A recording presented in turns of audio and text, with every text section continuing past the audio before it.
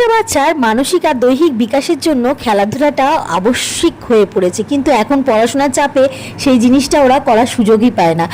আজ আমরা চলে এসেছি ঢাকুরিয়ার কাছে সাফারি পার্কে, যেখানে বাচ্চা থেকে বড় সকলের জন্য রয়েছে দারুণ অ্যাক্টিভিটি করা। থেকে 3-4 মাস আগের এই ভিডিওটি আমরা আমার বান্ধবীদের সঙ্গে চলে গিয়েছিলাম এই পার্কে। সেখানে গিয়ে আমার সোনাই আর ওর ফ্রেন্ড তো এত আনন্দ পেয়েছে যে বলার কথা না। এখানে এত ভিড় হয়, আর এখানে আমরা আসার সুযোগ পাই মাত্র স্যাটারডে আর সানডে। আর স্যাটারডে সানডে হচ্ছে এখানে প্রচুর ভিড় থাকে।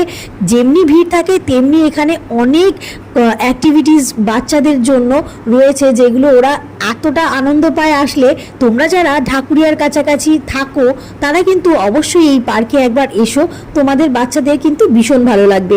অনেক রকমের বাচ্চাদের অ্যাক্টিভিটি করার জন্য রাইডস রয়েছে, যেগুলো ওরা খুব আনন্দ সহকারে করতে পারবে। শুধুমাত্র বাচ্চাদের বলে নয়, বড়দের জন্য, মানে বড়দের নিজেদের শারীরিক অ্যাক্টিভিটির জন্য অনেক রকমের জিনিসপত্র রয়েছে। তোমাদের আশা করি ভালোই লাগবে। এখানে এসে তো বাচ্চারা খুব মজা করে, আমরাও মজা পেয়েছি। বসার সিট থেকে শুরু করে মানে সব কিছু অ্যারেঞ্জমেন্ট রয়েছে। যাই হোক, আমরা তো আজকে দারুণ মজা করেছি। আমাদের বাড়ির চারপাশে এই ধরনের পার্ক থাকলে বেশ ভালোই হতো, কিন্তু সেটা না থাকায় মাঝে মধ্যেই আমরা এখানে কিন্তু চলে আসি বাচ্চাদেরকে নিয়ে, যেটা ওদের মানসিক বিকাশের অনেকটা সাহায্য করবে।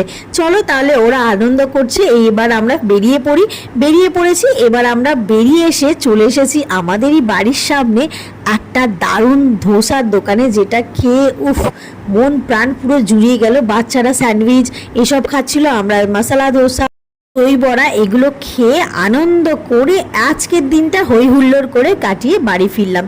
যাই হোক, মাঝে মাঝে ব্রেক তো বানতাই। টাটা।